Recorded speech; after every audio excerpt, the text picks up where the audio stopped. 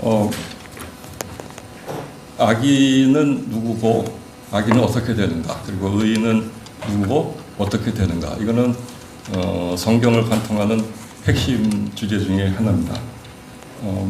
악인과 죄인을 명시적으로 잘 대비해서 해놓은 성경 말씀은 제 생각에는 시편 1편이라고 생각합니다. 그러니까 복 있는 사람으로 표현된 의인은 악인과 같지 않고 죄인과 같지 않고 오만한 자와 같지 않아서 여호와의 율법을 주야로 묵상하면서, 그러니까 주야로 묵상하니까 하나님의 말씀대로 살겠죠. 그래서 그 행사가 다 형통하다. 악인은 그렇지 않다. 바람이 나는 겨와 같다. 그러니까 어디로 갈지 몰라서 심판을 견디지 못하고 의인의 회중에 들지 못한다. 그래서 의인의 길은 형통하지만 악인의 길은 망한다. 이게 이제 우리가 성경에서 갖는 악인과 죄인에 대한 관점입니다. 오늘 에스겔 18장 본문에서도 악인과 의인에 대해서 얘기하는데 그 앞에 시간 관계상 생략했지만 5절에 보면은 에스겔 서형은 의인은 정의와 공의를 행하는 자, 그리고 악인은 그렇지 않은 자, 이렇게 되어 있습니다. 그래서 의인은 살고 악인은 멸망한다, 이렇게 되어 있습니다. 그게 이제 성경에서 말하는 악인과 의인의 정의 그리고 그 결말이다, 이렇게 생각을 할 수 있겠죠. 그러면 이제 여기서 우리가 생각을 하게 됩니다. 나는 의인일까 악인일까? 악인이니까 그렇게 인정하기는 좀 억울하죠. 그러니까 아닌 것 같아요. 의인일까? 그러면 의인이라 그러기도 좀 부담스럽습니다. 그러면은 그냥 신자다, 의인의 길을 살기 위해서 애를 쓰는 신자다.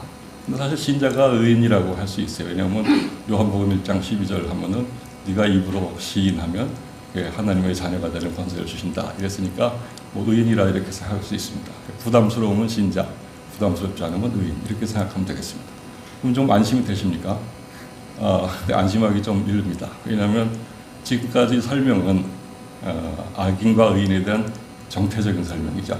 그러니까 동태적인 부분이 있습니다. 악인이 의인이 되고 의인이 악인이 되면 어떻게 되는가? 18장의 오늘 본문 말씀이 그거를 얘기를 하는 겁니다. 악인의 과거의 죄악도 악인이 회개하고 악인이 주를 영접하고 믿으면 구원받는다, 이런 동태적인 거예요. 의인이 죄를 저지르면, 범죄를 행하면 그러면은 멸망한다, 이런 거예요. 그 앞에 부분, 죄인이 믿어서 주를 영접해서 의인이 되는 부분, 이거는 우리가 하도 많이 듣고 그래서 수긍이 가는 부분입니다. 그런데 의인이 타락해서 죄를 지면 멸망한다, 이거는 선뜻 수긍이 잘 안 되는 부분이에요. 왜냐하면은 소위 그 영원 구원론 때문에 그렇습니다. 그러니까 의인이 타락하는 경우가 많지 않기도 하겠지만 우리가 많이 접하는 영원 구원론의 영향 때문에 그렇지 않은가 싶습니다. 영원 구원론이 뭡니까? 한번 주를 영접해서 구원받으면 절대로 돌이킴이 없다. 그런데 그 반대의 다른 면은 가변론이죠. 아니다. 구원받지만 타락하면 구원이 취소된다. 이게 영원론은 어떤 장점이냐면 우리들에게 평안함을 줍니다. 대충 살아도 이제 나는 합격이다, 이런 나는 구원받는다, 이런 생각을 합니다. 그런데 이제 위험한 게 뭐냐면 그걸 믿고 대충 살다가 만약에 영원 구원론이 틀리면 망하는 겁니다. 근데 이제 가변론은 이게 우리가 항상 불안함을 줍니다. 내가 믿긴 하지만 내가 행실이 현찮고 이러면은 멸망할 수 있다. 그러니까 불안합니다. 그런데 그렇게 조심조심 생활하게 되니까 아주 멸망하는 걸 막을 수 있는 그런 장점이 있습니다. 뭐가 맞습니까? 저는 정답을 모릅니다. 알 수가 없어요. 근데 두 가지는 이제 확실한 것 같아요. 하나는 이 구원에 대한 하나님의 약속, 원칙, 이건 변하지 않는다. 믿으면 구원받고 회개하면 구원해 주신다. 이거는 변하지 않는다. 변하는 건 누구냐? 사람이 변하는 거예요. 믿다가 안 믿고 뭐 이러는 거예요. 그래서 오늘 본문에도 보면은 악인이 죄를 떠난다, 이렇게 돼 있어요. 의인이 죄를 떠난다. 그 악인이 떠나고 의인이 떠나는 거지 하나님이 구원의 원칙을 변기하시는 건 아니다, 이렇게 생각해요. 다른 것도 하나 확실한 거는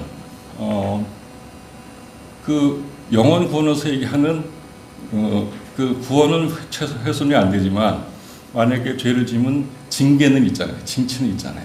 그러니까 우리가 악행을 해서 징치가 되든 아니면은 가변 구원론에서 얘기하는 구원이 취소되든 하여튼 악행을 하면 치명적이에요.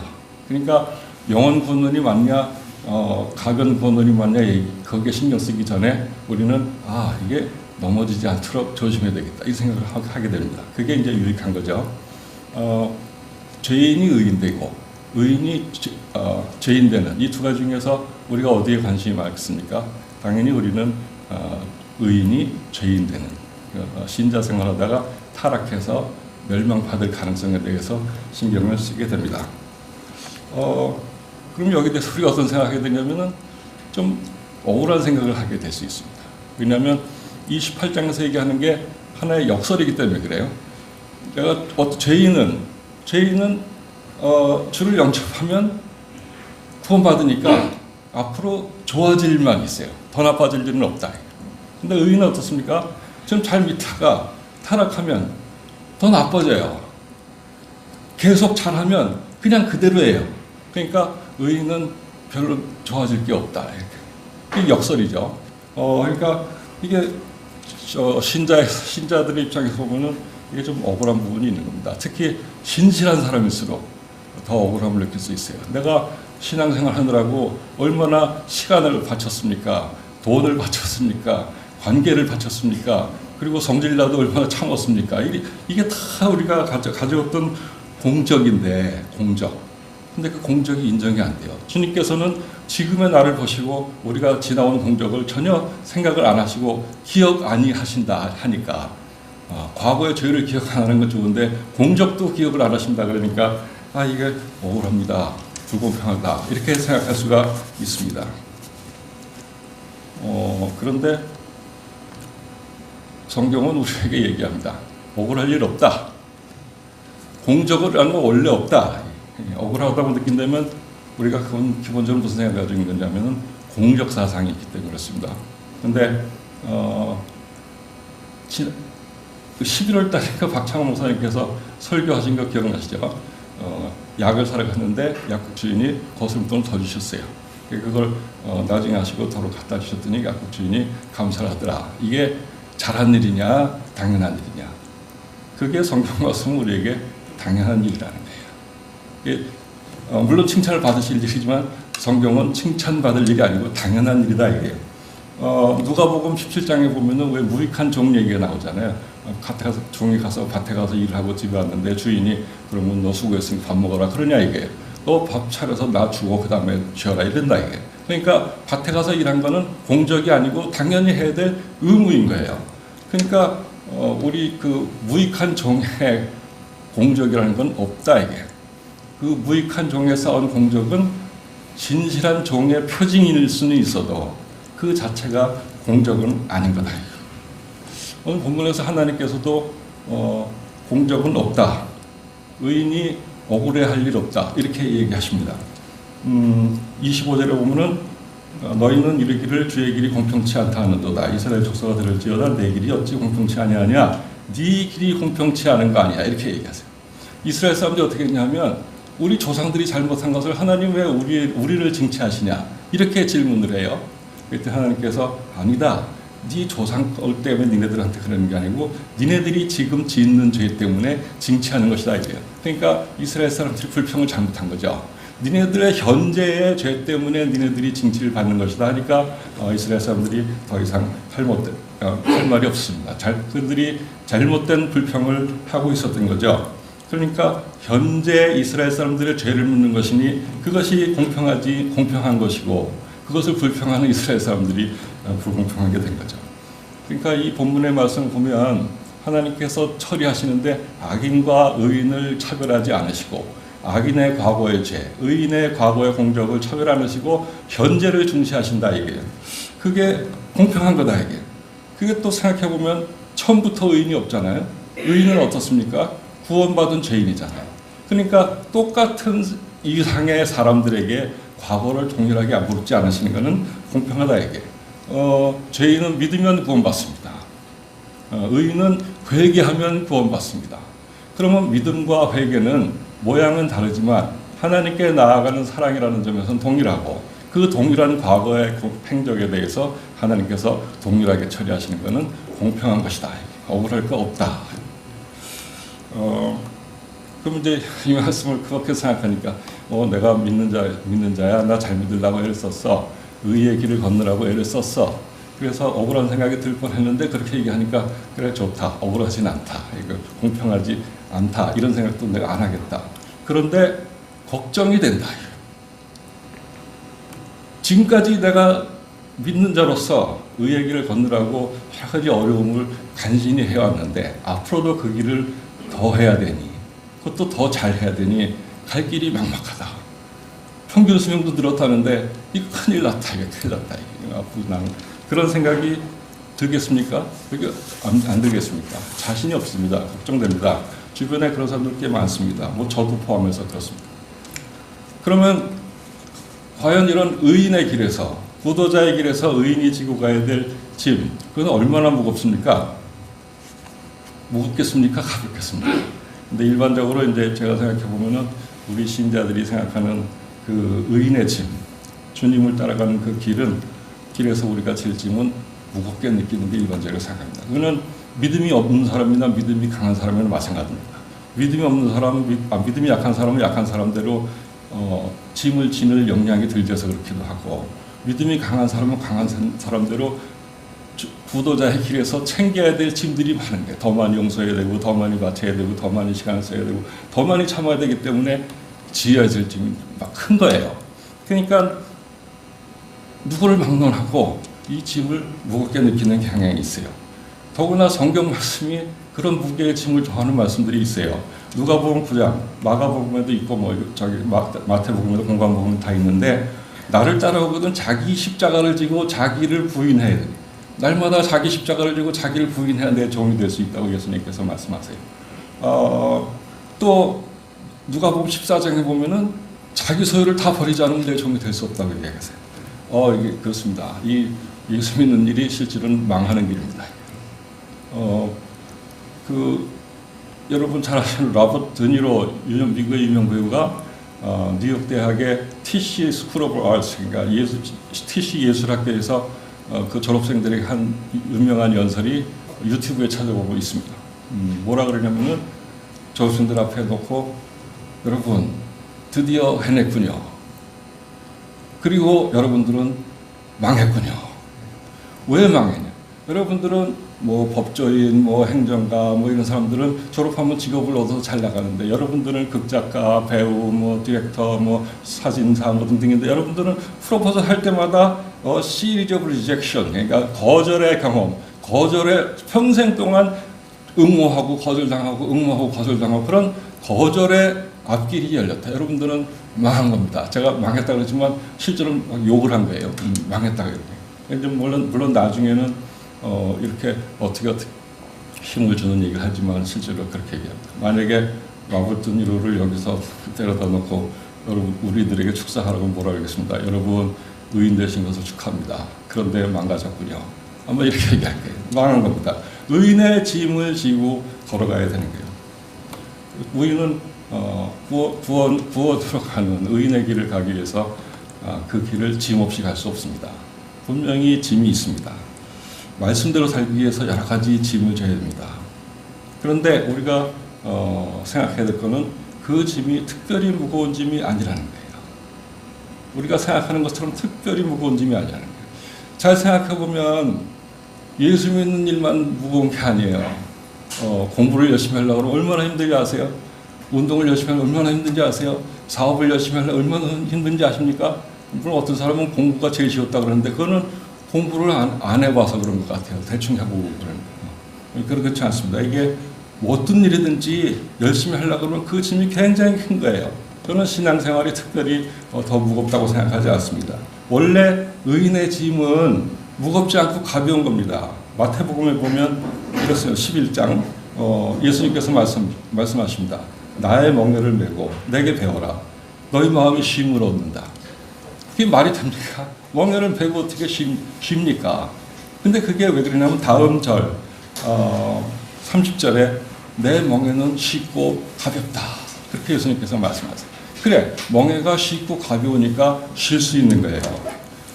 그럼 앞에 아까 얘기한 그 자기 십자가를 지고 자기 부인하고 자기 소유를 버리고 그건 또 뭐냐? 그거는 초점이 멍에 십자가 소유 버리는 이런 부담이 있는 게 아니고 그것보다 예수님을 사랑하고 예수님께 나와라 하는 긍정적인 요구에 더 방점이 있는 거예요. 근데 우리는 자꾸 그 나쁜 쪽으로 생각해서 그런 거예요. 그러니까 실제로 주님께서 우리에게 주시는 짐은 긍정적인 짐이고 희망의 짐이고 그걸 가벼운 짐이다 이렇게 한 겁니다. 그리고 실제로 우리가 무겁게 느끼는 짐은 잘 생각해 보세요. 그게 의인의 짐이 아닙니다. 안목, 그러니까 인생의 그 정욕, 요한일서에 나올 인생의 안목의 정욕, 그다음에 그 이생의 자랑, 이런 세상의 관심에서 오는 무거운 짐입니다. 그러니까 그게 의인의 짐이 아닌데 우리가 이제 혼동을 한 거죠. 게다가 이제 우리가 의인의 길에서 우리가 의인의 짐을 지고 갈 때 주님께서 우리를 도우신다 이런 말씀들이 있잖아요. 그 유명한 마태복음 11장 28절 수고하고 무거운 짐져도 다 내게로 와라 이렇게 쉼을 준다. 주님이 긍휼을 넣어서 우리를 이렇게 도우시고 하신다 이게. 우리가 짐을 혼자 지는 것 같지만 하나님께서 주님께서 우리를 도와주시고 같이 지어주신다. 찬송가 보면 이렇게 무거운 짐을 있죠. 무거운 짐을 나홀로 지고 막 견디다 못해 쓰러질 때 우리는 그거에 굉장히 신경을 많이 쓴 거예요. 그런데 그 뒤에 보면은 은혜의 주님 무슨 얘기겠어요? 불쌍히 여겨서 날 구해주리 은혜의 주님. 그 음악적으로 보면은 은혜의 주님의 방점이 딱 가게 돼 있어요. 근데 그거는 신경 안 쓰고 앞에 견디다 못해 쓰러지는 그걸 우리가 너무 부담스럽게 생각했나 이렇게 생각이 됩니다.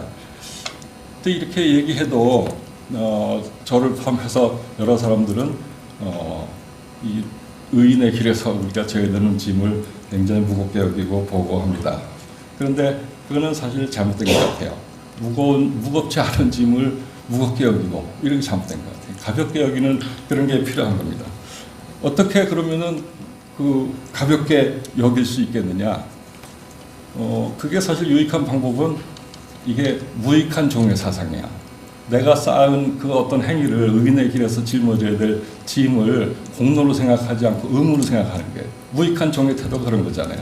내가 무슨 일을 할 때 무슨 주의를 성수한다, 헌금을 한다, 인내한다, 관계를 좋게 한다 이런 거 말씀을 읽는다 이런 걸 내가 그거 하면 공로를 쌓아서 뭐 좋아지는 게 아니고 당연히 해야 될 거를 한다 이렇게 생각하면 되는 거예요. 그러니까 뭐 예를 들어서 11조를 한다. 그러면은 11조 할까 말까 이거 해서 내가 하나님부터 더 잘 보여 이게 아니고 그냥 해야 되는 건 아무 생각 없이 하는 거예요. 그게 무익한 종의 의무사상 같은 거죠. 그러면은 고민할 게 없어지고 우리들의 짊어지는 짐이 가벼워지는 거 아니냐 이렇게 생각할 수 있습니다. 그게 제 생각은 그런데 그게 실제로 실천이 쉽지 않잖아요. 어렵습니다. 제가 그래요. 제가 그게 생각은 그렇게 잘 되는데 실천이 잘 안 돼요. 그러니까 오늘 제가 여러분께 나누는 말씀은 사실 여러분들께 드리는 권면이 아니고 제가 저에게 하는 다짐 같은 거예요. 그래야지 하는 다짐 같은 거예요. 근데 이게 이제 쉽지 않죠. 근데 이런 그 다짐과 관련해서 제게 큰 울림을 준 어떤 신부님이 계세요. 제가 유튜브를 보는데 제가 아는 분이 유튜브에서 만난 신부님이에요. 그 이름은 두봉주요. 그러니까 프랑스 사람인데 뒷봉이죠. 그러니까 근데 한국말로 두봉으로 이름 정해서 귀화한 사람이에요. 20세 6세인가 7세인가 서품주교를 프랑스에서 받고 한국에 와가지고 올해로 96세 된 주교입니다. 경북 의성에 있는 주교인데 그 사람의 인터뷰한 것을 유튜브에 나왔어요. 그 사회자가 묻습니다. 신부님의 인생에서 가장 행복했던 순간은 언제였습니까? 신부님이 답하시기를 그런 거 없어요. 매일매일이 행복해요. 주님과 같이 제가 해야 될 일을 그냥 살아갈 뿐이에요. 이게 굉장한 얘기예요. 그분이 이제 한국말로 인터뷰하시는데 그 말씀은 굉장히 어눌하지만 그 속에는 뭐가 있냐면 무익한 종으로서 하나님께서 우리에게 주신 짐을 가볍게 여기고 덤덤하게 담당해가는 그런 이야기를 하는 것을 봤습니다. 어찌 두봉주교만이겠습니까? 우리 많은 신자들이 사실 그런 삶을 살고 있다고 생각됩니다. 그리고 우리도 그렇게 할 수 있고 할 수 있어야 된다고 생각을 합니다. 제가 말씀을 정리하겠습니다. 오늘 본 말씀은 우리에게 의인의 길을 걸어가면서 아니면 신자의 길을 걸어가면서 넘어지지 않아야 된다라는 것을 강조해서 말씀하고 있습니다. 그런데 의인의 짐을 무겁게 느끼면 넘어지기 십상입니다. 그러니까 넘어지지 않고 잘 가려면 우리가 의인의 길에서 의인의 짐을 지고 가야 될 의인의 짐을 가볍게 여기는 그런 관점을 체화해야 된다 이렇게 생각됩니다. 에스겔서 18장 32절 본문 끝에 너희는 범한 모든 죄악을 버리고 마음과 영을 새롭게 하라. 마음과 영을 새롭게 한다는 것이 저에게는 어떻게 들려오냐 하면은 행실을 바로 해서 짐을 지고 갈 때 그 짐을 새롭게 보는 그러한 다짐을 해라. 이렇게 저에게는 들립니다. 의인의 짐을 가볍게 여기고 감당할 수 있는 용기, 힘 그런 것을 새롭게 다져야 된다. 이렇게 저에게는 다가왔습니다. 반복해서 말씀드리지만 의인의 길에서 의인이 지는 짐이 무지막지하게 무거운 게 아니에요. 그냥 주님의 곁에서 그냥 가볍게 져야 될 우리가 감당할 만한 짐입니다. 저희 제자들 명절 때가 되면 집에 갔다 오다고 인사하러 와요. 그럼 제가 늘 하는 말씀이 있습니다. 집에 가서 딴짓하지 말고 부모님 옆에서 뒹굴뒹굴 놀아라. 그냥 가만히 있어라. 그것이 네가 할 수 있는 최대의 효도다. 자두대고 말할 필요 없다. 그냥 자두대고 그냥 옆에서 뭉겨라. 그거 쉽잖아요. 어렵디? 쉽습니다. 부모님이 좋아합니다. 그런 거예요. 짐이 그렇게 무겁지 않기 때문에 우리는 이 구도자의 길을 즐겁게 가볍게 갈 수 있는 길이다. 더 좋은 소식은 그러한 의인의 길에서 그 의인의 길을 걷는 무익한 종이 나 혼자가 아니고 여럿 있다. 무익한 종이 여럿이에요. 그러니까 우리가 안 그래도 가벼운 짐을 여럿이서 놓아서 지니까 이게 깃털같이 가벼워진다. 이게 이제 우리 언덕의 취지이기도 합니다. 우리가 예배 선언할 때 우리는 결코 높은 산을 오르지 않습니다. 다만 작은 언덕 오르는 수고를 마다하지 않을 겁니다. 주님의 가족들과 정겹게 오르는 것입니다. 이게 뭡니까? 우리가 비겁해서 험산출령을 피하려는 게 아니에요. 오해죠. 그게 아니고 우리가 넘을 구도자의 길에서 넘어야 될 험산출령이 원래 없는 거예요. 그냥 작은 언덕인 거예요. 그냥 즐겁게 주와 같이 길 가는 거 즐거워 아닌가? 이런 정도로 갈 수 있는 그런 길이다 이런 겁니다. 그렇기 때문에 우리가 신앙생활을 하면서 신앙이 약하거나 강하거나 즐겁게 가볍게 주님과 동행할 수 있어야 되고 있을 것 같다라는 생각을 저는 하게 됐습니다. 그리고 돌이켜보면 늘 거기에 주님께서 옆에 계셨다. 그걸 이제 알 수 있습니다. 오늘이 연말이죠. 한 해 걸어온 길 돌이켜보면서 늘 우리 옆에서 같이 우리의 짐을 짊어지신 주님이 계셨습니다. 그래서 그것을 인해서 감사합니다. 내년 한 해를 바라보면서도 우리가 져야 될 짐을 옆에서 같이 짊어져 주실 주님께 감사를 드립니다.